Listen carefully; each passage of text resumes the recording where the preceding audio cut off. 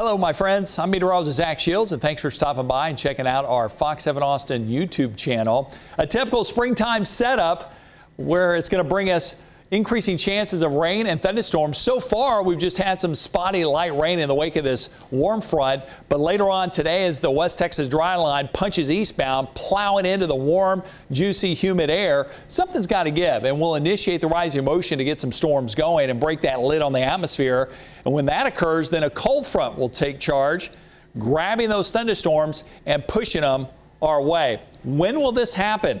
It could start as soon as mid to late evening, but primarily here in the Austin Metro I-35 corridor, it's going to be an after midnight kind of event. The worst of the severe weather focused up here in North Texas. They are closer to the upper low that will really energize the atmosphere. They're under a level 3 severe weather risk day from Waco to the Dallas-Fort Worth area. Here locally, from Austin southward, you see the shade of green. That's a level 1, just a marginal risk. Northern counties, including Milam, Bell, Williamson, Burnett, Llano, Lampasas, San Saba counties, you're under a level 2, a slight risk.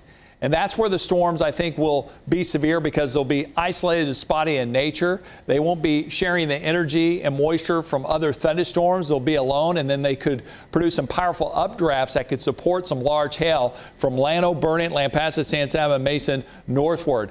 And then when those storms start to merge, they will line up. Front pushes that line closer to the I-35 corridor, and then we're just dealing with some brief gusty winds, lots of lightning, and some much-needed rain.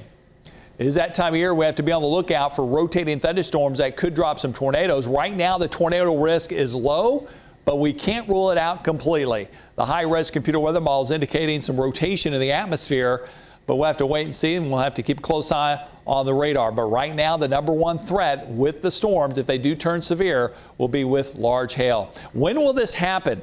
First stop in the Hill Country, between 9 this evening and midnight. And then along the I-35 corridor between midnight and 3 in the morning. So it doesn't look like you'll get a full night's sleep. We have some rowdy and loud thunderstorms that will move through the area. And then entering our eastern counties between 3 and 6. And this is what our high-res futurecast is showing on this Wednesday. Spotty light rain on and off through early afternoon. And then by mid to late afternoon, 1 or 2 storms could show up.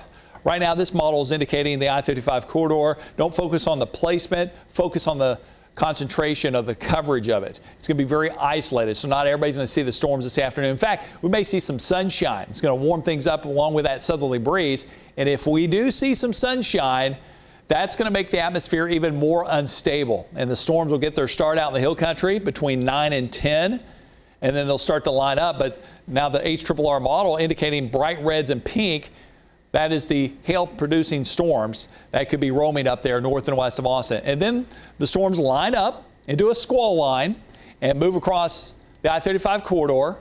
And it's going to be a quick-moving system by 4 or 5 in the morning. It's way over here in Bastrop, Lehigh counties. And then by sunrise, the rain shuts off. Our skies start to clear up by mid-morning. And then sit back, relax, and enjoy a sunny, beautiful afternoon tomorrow with a cooler, drier breeze out of the north. We just got to get through the next 24 hours here, folks. All 4 computer weather models showed some decent rain. 3 out of the 4, I should say 2 out of the 4, show the highest totals north and west of Austin. That would be perfect placement. That's where we have the worst of the drought. And some areas could pick up over an inch of rain. I think on average, we're going to 1/2 inch to 1 inch, depending on how fast this line moves in and out here. And these Pacific systems keep moving our way. One moving in tonight. It's out here. We're in between storm systems.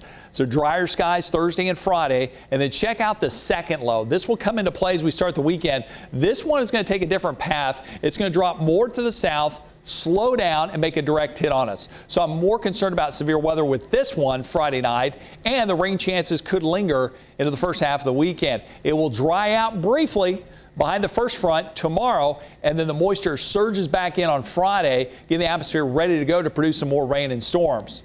So the rain's out of here first thing tomorrow morning, looking good Thursday, not looking too bad on Friday. It's going to be warmer, more humid.